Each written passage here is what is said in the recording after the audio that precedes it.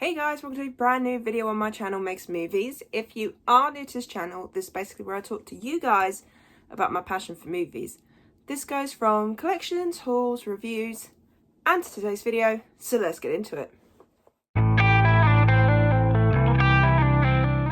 Okay, so we're into the final 2 years of the 90s, as if I have nearly done a series for a change. I know, I'm very bad at finishing series, but I have a new goal where I'm going to finish video series. Especially since you guys have asked for more. You want to see a 2000s one, so yeah, so let's get this finished. So this was 98 now we're in. I will say another year that was a little bit more difficult, but the top two are my absolute favourites of the year. I've watched them on repeat so many times and I never get bored of them. The second one, you'll have to let me know if you guys have seen it, heard of it, or anything like that, because whenever I've spoke about it with people at work or anything like that, they haven't really heard of it. So I feel like it might be one of those underrated animated films, so let me know. And turns out I only don't own one film, and that's my number 10 spot. So let's get into my top 10 movies of 1998. Okay, so I've moved over slightly just because I'm going to put the poster here for my number 10 spot, and that is The Parent Trap, starring Lindsay Lohan. I have not watched this film in years, bearing in mind, but I still enjoy this film. It is still hilarious, funny, entertaining to watch, and I somehow, even though I watched it a good few times when I was growing up, and some reason I still remember certain scenes even to this day. Lindsay Lohan, I think she did an amazing job in that film, playing the twins, and some other amazing actors were in this film. So many funny moments. But the reason why it's at my bottom is because there are some other films that have different meanings to me, and just I get more enjoyment out of them. So Parent Trap is a classic, but it had to be at the bottom. It might move up eventually if I rewatch it again. I mean, there was a number 11 film. I can't remember what film that was at 11, because I was tempted to do top 11, but I thought no, do top 10. But The Parent Trap, if you have not watched it, go and watch it. I know it's a remake of the original, which I've never seen the original, so heads up, there might be an original versus remake in the future of The Parent Trap. But if you haven't watched the remake, definitely give it a watch. It is a good laugh. It's entertaining. It's like there's this handshake that the butler and one of the twins does, which I absolutely love. I think it's adorable. There's like I said, so many funny scenes in this film. So if you have not watched the remake of Parent Trap, if you've got Disney Plus, go and check it out. I would recommend it. Okay, so now on to the ones that I own physically. So at my number 9 spot, some people might be surprised that this is not higher up, because it is a Jim Carrey film, but I'd still enjoy it nonetheless, and it's one of his more serious roles, and that is The Truman Show. I remember the first time I watched this a good couple of years ago. This was one of Jim's more earlier films that I hadn't seen, and it was nice to see him do a more serious role, because I think this might have been the very first one of his that I'd watched of his serious ones. And I just remember thinking, I couldn't believe how well he did it. Like, for me, I'd grew up on Ace Ventura, The Mask, you know, and all of that lot. So to see him do something where it's a bit more dramatic was really cool. It was nice to see him do something different. And he can do both so well. And I love this film. It is so entertaining. The fact it's about this character Truman, who doesn't know he's on a show. His whole life has been this just big show. This camera's on him and he just doesn't know it. But then there's certain things that happen and he starts to realise it. The way they deal with this, I think this is a really cool film. If you want to get into Jim Carrey movies, but you don't want to start with the comedies, try this one first, because honestly, and it's not just him, there's so many good actors in this. The plot is really good. There's some moments that made me cry, especially near the end. But honest to God, if you have not watched it, do give it a go, because honest to God, I think you will really enjoy it. And so, it's a very meta film, because like I said, it's about someone's life being on TV. But no, honest to God, give this a watch. Would recommend it highly. Okay, at my number 8, we have a Disney classic, and that is Mulan. I love this film so much. Mushu is one of my favourite characters of all time from Disney. Well, after Stitch, of course. After Baymax, of course. Okay, he's like maybe in my top 5, if I'm going to be completely honest. But honestly, such a fun, entertaining film. It's got its dark moments, but it has its fun moments as well.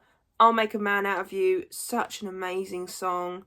Reflection, another great song. Like, Disney in the 90s, I think, was their peak. They've had a few hits in like the 2000s, 2010s. I mean, obviously 2000s, they had Lilo and Stitch and Treasure Planet, 2 of my favourite films.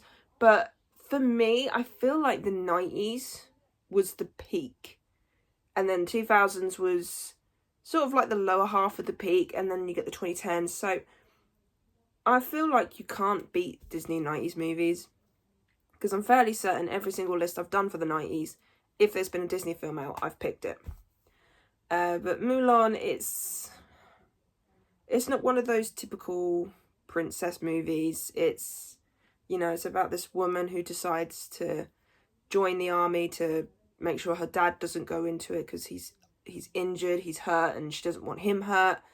And it's about her trying to be better, and sort of like she doesn't want to go into this whole you've got to get married thing. So it's nice to see such like a woman character being portrayed like this. I think this is a really good film. Like I said, Mushu, absolutely hilarious. I love him. He's just dishonor on your whole family, dishonor on you, dishonor on your cow. Down, Bessie. So many funny lines from Mushu. You know what? I might even do a top 10 Disney side characters, because say, like I said, he would make my top 5. But no, if you haven't watched Mulan, do recommend it. I'd recommend you watch all these films, to be honest. But Mulan, 100%, because it's got a mix of funny, mix of dark. The villain, I will say, is quite memorable, but I don't think he would make my top 5. Maybe might like my top 10, maybe top 15. But there's some really badass scenes, and the animation in this is lovely. So seriously, give it a go. Okay, at number 7, we have a film that I have only watched a couple of times, and I can't remember why I finally watched it a couple of years ago. I think it might be because it was just on the TV, so I decided to watch it. Stars Jackie Chan and Chris Tucker, if you know the film, you know. And that is Rush Hour. Yet again, this is why I'm surprised I haven't watched more cop movies, because I seem to have fun with them, especially if they're body cop ones. They both make me laugh so much in this film. Chris Tucker, Jackie Chan absolutely work well together. I heard there's supposed to be a Rush Hour 4 in development. I could be wrong. I'm fairly certain that's what I heard. And you know what? I wouldn't mind a 4th one, because I have enjoyed every single one of these films. But yeah, it's a fun action film. It's hilarious. There's some really weird, funny moments in this. But if you have not watched it, yeah, again, seriously recommend you do. I may as well stop saying that, because I just recommend all these films. Okay, at number 6, I've had to shelf the box set because I don't have it individually. And that is Bride of Chucky. This was the 4th film? Yeah, the 4th film in the franchise. And this was when it was starting to change from being the horror seriousness to a bit more comedic horror. And you know what? Bride of Chucky, just such a unique film. I love it. We got introduced to Tiffany, who was Chucky's ex, and she was hilarious. I think the addition of Tiffany was amazing. For a film that was sort of like getting away from the Andy side of Child's Play, because obviously the first 3 films were about Andy, it was nice to sort of like expand a little bit on Chucky and sort of like have someone come back from his past. Tiffany, say she's Jennifer Tilly plays Tiffany. She's absolutely hilarious. And she's become one of my favourite horror villains, I think. Like, female horror villains. And I like how her character has developed throughout all these films and even in the TV show. But Bride of Chucky, it led more into the comedic side of things. But I think it's the best comedic one we've had out of the next, I think it's like 4 films. Yeah. It had its dark moments. Some of the kills were pretty brutal. But I will say my only downfall for this film is the couple in this that we have that are sort of being followed by Tiffany and Chucky. They are kind of a bit of annoying. So that's my only downside of the film. But the reason why it's at my number 6 is because I remember the first time I watched this and just the opening 10 minutes. I mean, the fact that there was props from other films like Nightmare on Elm Street and Jason and Halloween. So there was little nods to that. And then you got the introduction of Tiffany. That first 10 minutes was just so funny and it was just so entertaining and it was just a very good opening film. And then as the film went on, it was just hilarious. The fight between Chucky and Tiffany part of the way through the film, hilarious.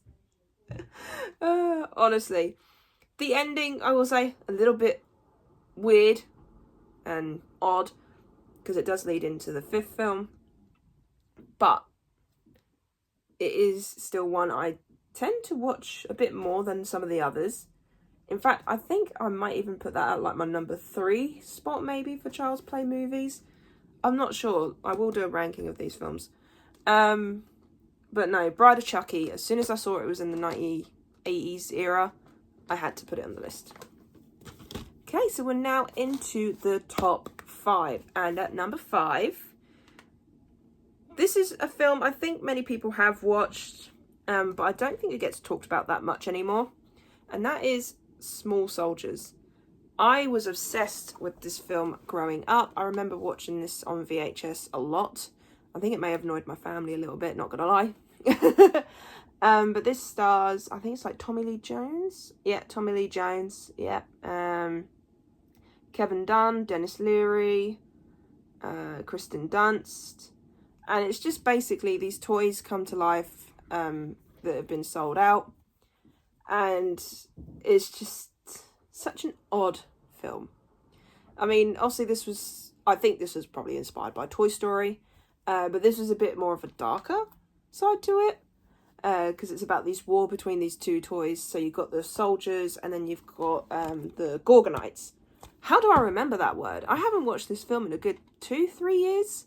I remember Gorgonites. That's such a fun word as well. Gorgonites. But it's such an odd film. But it's very well done. I love the characters in this. Especially the toys. I think they're fun. Some of the CGI is a bit hit and miss, but that is what you get from the 90s, because obviously CGI was in its early stages then. But for what it wasn't that bad. And for some reason, in my mind right now, all I can think about is this scene with like this tennis racket and they're just like hitting these like fireballs out of the window, and it's just, yeah. And it's not even just the toys, the humans in this, they are fun to watch and they're hilarious. I'm fairly certain I can't remember his name. He was in Jingle All the Way, the guy that kept eating Arnie's cookies. I can't remember his name. He's in this. No, he's not. Yes, he is. Yes, he is. I'm having a brain meld here. I mean, there's a scene with Barbies. Hilarious. But no, Small Soldiers. Absolutely fun childhood film. Okay, at my number 4 spot, we have another Disney film. But this is from the sequels, and this is one of the very rare sequels that I've enjoyed out of all the ones I have seen. There's some I haven't seen yet, but of the ones I have seen, Lion King 2, Simba's Pride, amazing. I believe this was based on Romeo and Juliet, because I know the first one is kind of based on Hamlet. This one was based on Romeo and Juliet a bit. And you know what? It's entertaining. For a sequel to a very epic Disney film, because Lion King was just amazing, for this to be a direct sequel, And say, when you've heard of Disney Direct sequels, you know some of them aren't very good. This is top tier. It's nice to see more of the characters. I mean, Timon and Pumbaa, even though they don't have much screen time in this, still funny. Love them to bits. How can I define babysitting? You know, so many funny lines. I like the idea of, I think it's his name, Kofu? I think it's Kofu. Yeah, Kira and Kofu.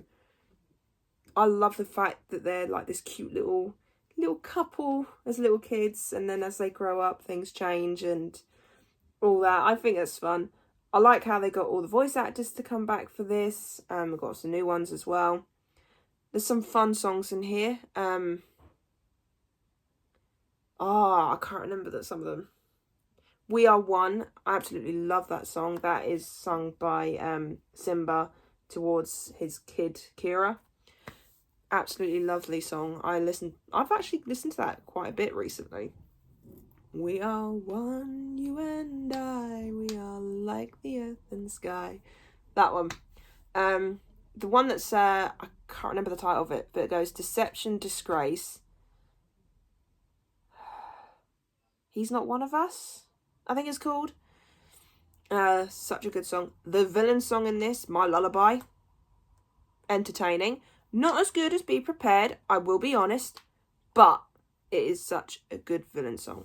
So, yeah, the villain in this, fun and entertaining. I like the fact that it's all still to do with Scar in a little way.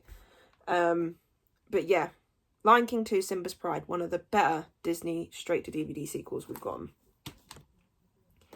At number 3, this is one I watched again a few years ago, and I forgot how much I enjoyed it. Dr. Dolittle with Eddie Murphy, one of my favourite Eddie Murphy characters after the Nutty Professor. Well, actually, no, Donkey, Nutty Professor, then Dr. Dolittle. This is hilarious. It's basically, he can talk to animals, he can hear the animals and all that. And he grows up thinking, trying not to believe it, and then he ends up hearing them again. And just absolutely funny. Hijinks ensues throughout this whole movie. I think it's a guinea pig. Is it a guinea pig? Yeah, I think it's a guinea pig. Hilarious. Bit annoying, but hilarious. There's a big scene with a tiger at one point. Because basically he is a surgeon. But he ends up working on animals in the end. And there's so many good characters in this. And actors as well. You've got Chris Rock, John Leguizamo, Ellen DeGeneres. I'd say funny film. It's even got a young Raven Simone, I think is how you say her last name. You'd think I should know after watching That's So Raven growing up, but you know. But no, if you want to watch an early Eddie Murphy film, this is one I'd recommend. At my number 2, this is the one that I feel like is rather underrated, and this is the one I said at the beginning of the video that I need you guys to let me know if you've seen it. Magic Sword Quest for Camelot. I love King Arthur and the Round Table and that story. I don't know why, I always have. So, like TV shows like Merlin I watched and enjoyed. I liked Avalon High, which is just Disney Channel original movie. So anything to do with King Arthur and Camelot, I've watched. But this is by far my favourite one I've seen so far. I feel like not many people have watched this. Do let me know. Because honestly, when I've spoke about it with other people in my life, they've sort of gone, no, I've not really heard of it, or things like that. Do let me know. But it's a fun little tale. It's not just about King Arthur, though. King Arthur's kind of sort of like a backstory. But this is basically about Kaylee, who basically, she wants to be part of the Knights of the Round Table. And this bad guy called Ruba ends up taking the sword from King Arthur and losing it. So Kaylee ends up going into this woods area to try and find it. She then bumps into Garrett. I have to look his name up on the back here then. And basically they go on this venture to try and get the sword and get it back to King Arthur. Absolutely fun story. Musical as well. There are some really good songs in here. On My Father's Wings. I love that song. Stand Alone. Amazing song. If I Didn't Have You, a hilarious song sung by the Dragons back here, to which they are absolutely hilarious. I love these two. They're two of my favourite side like sidekick characters from like non-Disney animated films. Reba has a really good villain song. I can't remember what it's called now. It's gone out of my head. But let me know if you've seen it or not. The animation is fun. It's amazing. It's very well done. If you have not watched it, if you do end up watching it, let me know. At my number 1 spot, there was nothing that would have topped this list. ScoobyDoo on Zombie Island, one of my favourite early ScoobyDoo movies. This was the very first one out of 4 that we got, as in the sense of we got Zombie Island, Cyber Chase, Witch's Ghost, and Alien Invaders. This is my favourite one of the lot.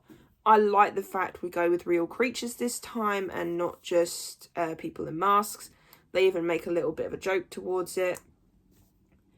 It's just so funny. It's a dark movie, and I would seriously recommend you watch it, especially at Halloween. This is one I add to my Halloween watch list every year. It's just so entertaining. There's a song in here. It's Terror Time Again.